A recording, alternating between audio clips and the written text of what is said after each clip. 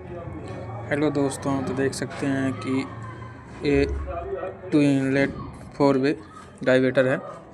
देख सकते हैं कि H माने हॉट वाटर और S या 4 मतलब सावर हो गया आपका, और इधर आपका C से हो गया कूल्ड वाटर, उधर हो गया आपका SPT का मतलब स्पाउट हो गया जिसमें आपकी टोटी लगनी है।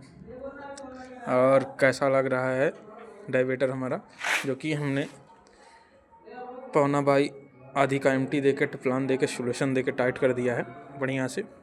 देख सकते हैं तो इसका लुक कैसा आ रहा है।